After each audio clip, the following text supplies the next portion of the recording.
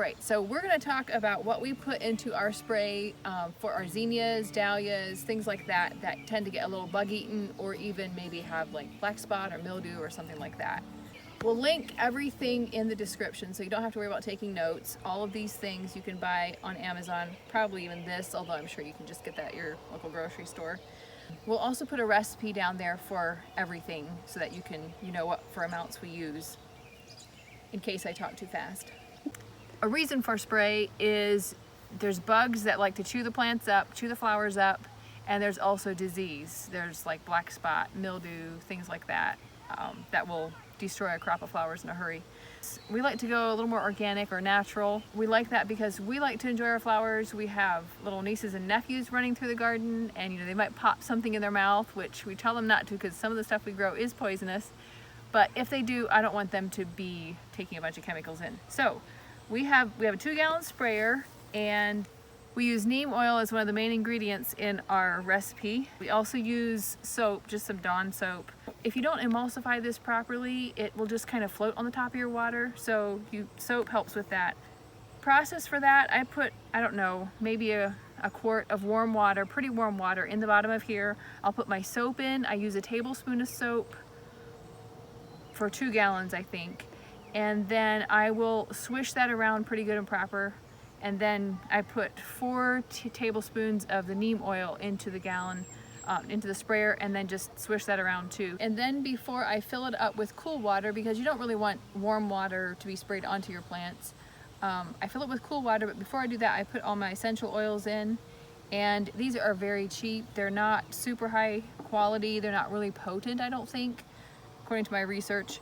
But I actually like to use this because if it's too strong and you get too much in there, you might actually burn your plants, and I don't like to do that. Several kinds. We use peppermint, rosemary, cedarwood. Those are all good ones for insect repellent.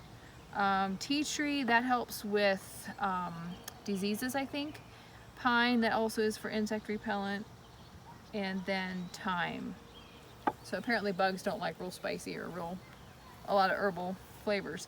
So I'll put anywhere from 20 to 40 drops, even more sometimes if I think we have Japanese beetles right now and I really don't want them to chew our zinnias up, so I put a little extra of all of these in the other night when I sprayed. But that's pretty much the recipe, and then I will fill it up to the 2-gallon mark and then just shake it every once in a while I'm spraying, just to keep everything good and mixed up. We like to spray in the evening, usually somewhere around 8:30. I don't like to spray when the beneficial bugs are still around, like say the honeybees and things like that.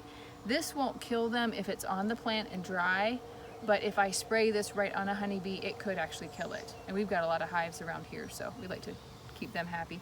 How often we spray is usually about once a week, right at the beginning of the season here, and then often if I don't feel like the bug pressure is really bad, then we'll just kind of lay off and maybe do every other week. I do think it helps though. Neem oil is supposed to help with like powdery mildew, and we have quite a number of plants. There's phlox, there's even dahlia will tend to get mildew towards the end of the year, and if we keep a pretty regular schedule, it helps with that. We also like to look at the forecast. If there's going to be rain in the near future, we don't spray. We try to wait till after the rain. If the bugs are really bad, we'll maybe spray anyway and then spray again after the rain. Basically, the rain will wash a lot of this stuff off. The good thing is none of this is toxic. Why the canary? Oh, what is wrong with you? Oh, no, what was I saying? The good thing is that none of this is toxic. We may as well just give it up. The good thing is